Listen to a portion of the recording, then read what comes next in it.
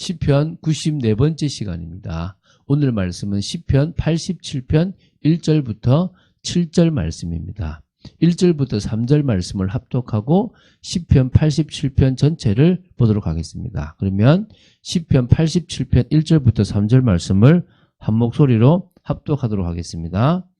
그의 터전이 성산에 있음이여 여호와께서 야곱의 모든 거처보다 시온의 문들을 사랑하시는도다.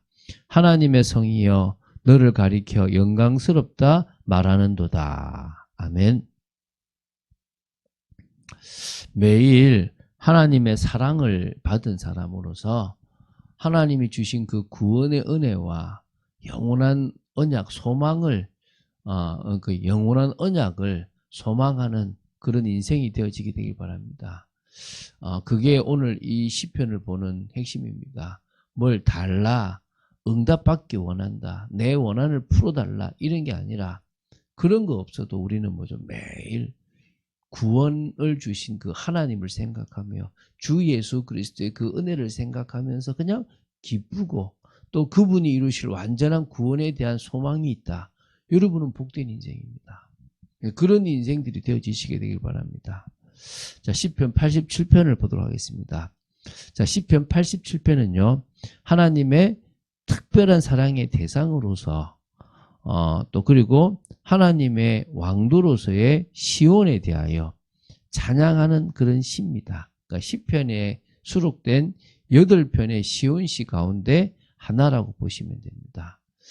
이 시의 저작 배경도 사실은 정확하게 이렇게 나와 있지는 않습니다. 학자에 따라서는 히스기야 시대 때 예루살렘을 포위하고 있던 아수르 사네립 군대 18만 5천 명이 하나님의 그 천사에 의해서 이제 다 그 전멸당한 사건을 배경으로 한다는 그런 견해가 있고요. 또 그 유대인들이 바벨론에서 70년간의 포로 생활을 마치고 귀환해서 예루살렘 성전을 재건하였을 때 백성들에게 용기를 불어주기 위해서 이 시온의 영광스러운 미래를 예언했다라고 이렇게 보는 견해가 있습니다. 뭐 어떤 견해도 뭐 단정짓기는 이제 어렵다고 보시면 되겠습니다. 그래서 우리는 그 시기를 굳이 단정짓지는 않겠습니다. 그러나 중요한 것은 이 시가 한마디로 하나님의 산이었던 성산이라 그러죠. 시온을 통한 열방의 구원을 예언한 것은 분명합니다. 그래서 항상 이 시온을 생각할 때는 하나님의 그 은혜와 또 그 메시아에 대한 언약이든 또 아니면 이것처럼 지금 뭡니까? 이 열방의 구원을 노래하는 그런 부분들이 있거든요. 그래서 시온을 1차적으로는 이스라엘의 수도이자 하나님이 그 이름을 두시겠다고 하신 예루살렘을 의미하지만 궁극적으로는 장차 이루어질 하나님의 나라, 또 세계 만민이 하나님의 백성이 되는 이 우주적인 나라를 좀 상징하기도 하는 부분들이 있습니다. 항상 이 예언시나 이런 시온시에는 예수 그리스도나 하나님 나라 이런 부분까지 확정되는 것들이 항상 있다고 보시면 됩니다. 우리가 왜 이 시를 집중하냐 그러면 사단은 앞에 것을 자꾸 생각해요. 그런데 하나님은 이거 생각하면 너희들 죽는다. 너희들이 영원한 소망이 있다. 그 소망을 가는 중에 지금 너희들에게 이런 어려움 저런 어려움 아무 문제 아니다. 다 지나가는 일이다. 저 영원한 것을 바라보고 우리가 이룰 완전한 나를 위해서 지금 나아가야 될 걸 생각해라. 이제 이게 우리의 그 핵심이라고 보시면 됩니다. 자, 그래서 시온을 세계 모든 나라들의 모태로 묘사하고 있는 이런 게 지금 시편 87편인데요. 다른 시온시에서 나타나는 이방 민족에 대한 이 배타성이 좀 여기서는 좀 사라지고요. 만민 구원에 대한 그런 사상이 좀 강하게 나타난다고 보시면 됩니다. 특히 여기는요. 그 이유가 이 구약 이스라엘 백성들이 보편적으로 가지고 있던 이 배타적인 선민 사상, 그이지 않습니까? 이스라엘만이 구원받는다라고 하는 사상이 하나님의 그 궁극적인 구속사적 계획은 아니라는 사실을 우리는 깨달아야 되거든요. 그래서 예수 그리스도를 통해서 탄생할 우주적 교회를 영적인 눈으로 바라보고 있어야 된다는 부분들을 여기서 지금 핵심적으로 좀 강조하고 있습니다. 그래서 우리는 전 세계 모든 민족이 주님의 복음을 듣고 그 속에 택한 백성들이 주님을 찬양하는 그날을 고대하는 겁니다. 자, 그러면 이제 시편 87편의 내용을 좀 구체적으로 보겠습니다.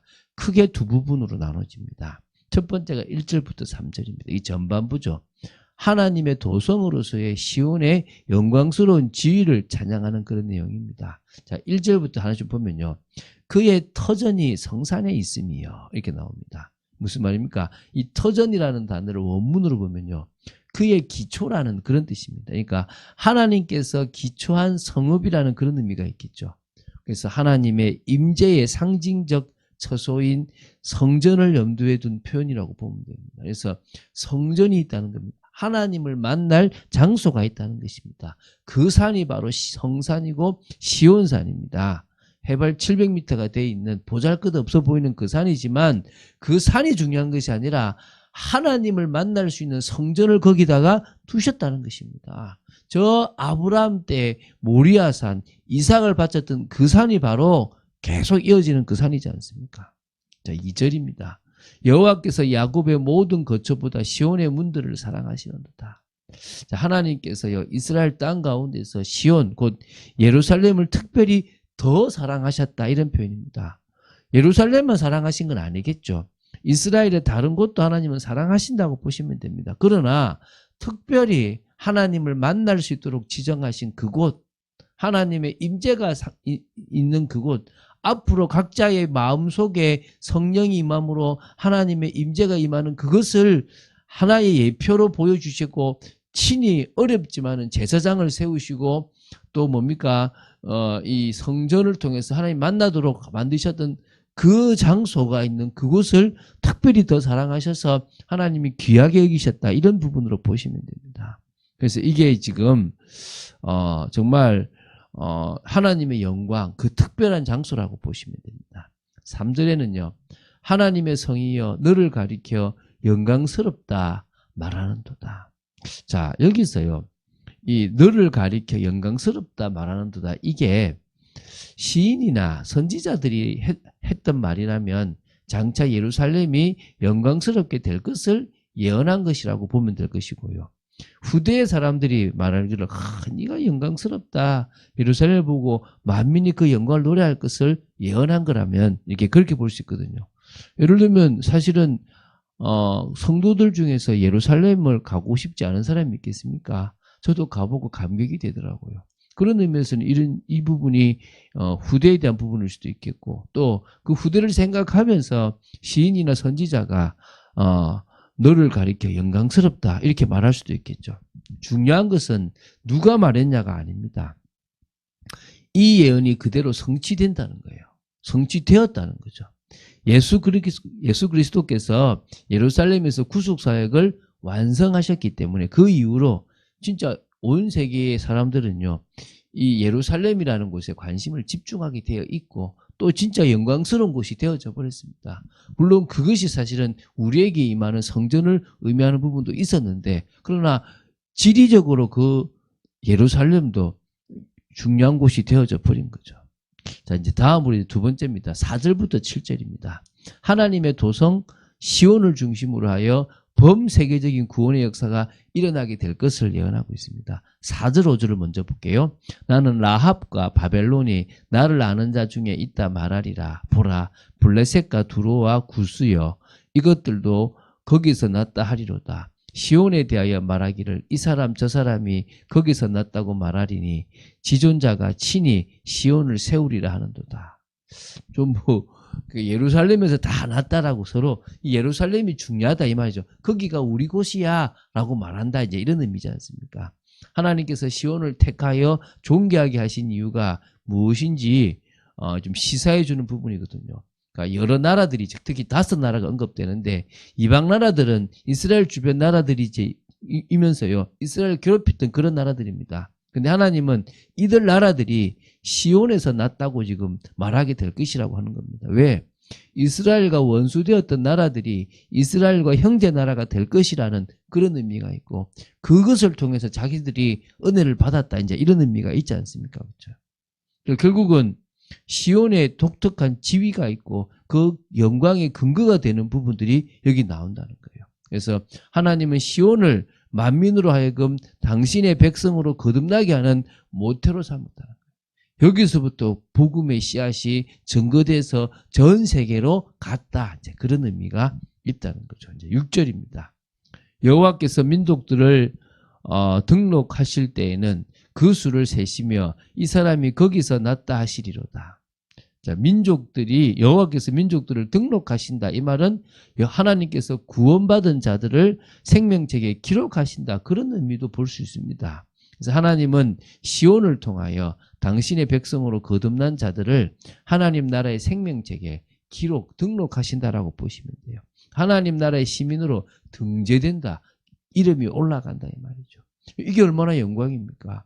여러분 무엇을 찬양하고 무엇을 감사해야 되겠습니까? 지금 나한테 응답이 있고 좀 나은 거 착각하지 마십시오. 우린 자꾸 육신적인 거예요. 여러분들의 고민의 대부분이 육신적인 거잖아요.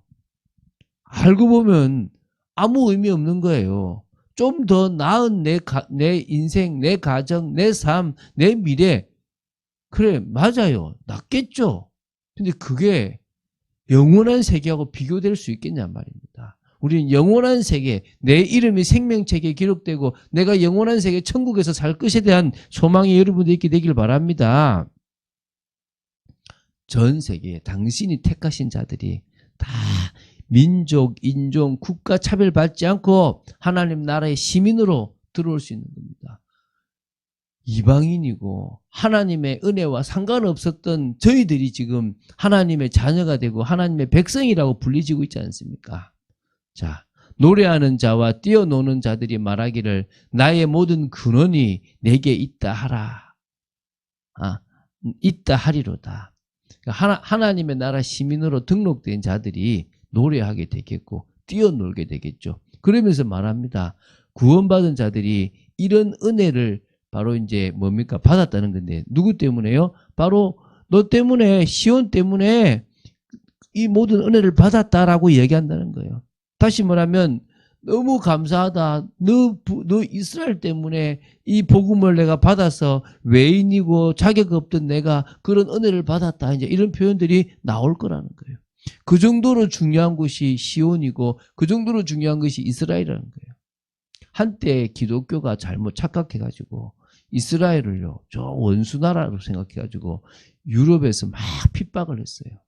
잘못된 거예요. 물론 그 속에 뱀의 후손들이 있었겠죠. 바리새인들이나 이런 사람들이 일부 종교 지도자들이 사단의 종로로 됐던 부분들이 있었죠. 그러나 이스라엘에서부터 구원이 시작돼서 전 세계로 가게끔 하나님은 역사하셨다는 거예요.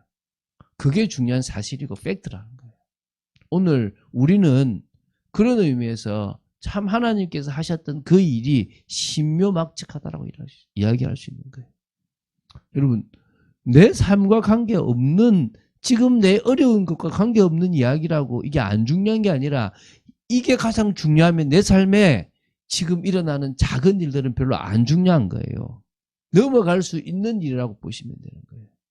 오늘 그래서 예상치 못한 일이든 순간에 내가 이런저런 갈등이 있든 상관하지 말고 복음 속에서 치유되고 회복되고 그러면서 하나님 나라를 위해서 나아가는 복된 여러분 되시기를 주 예수 그리스도 이름으로 축원드립니다. 주는 그리스도시요 살아계신 하나님의 아들이심을 고백합니다. 한 주를 마무리하며 시온에 대한 찬양을 드릴 수 있게 하심을 감사합니다.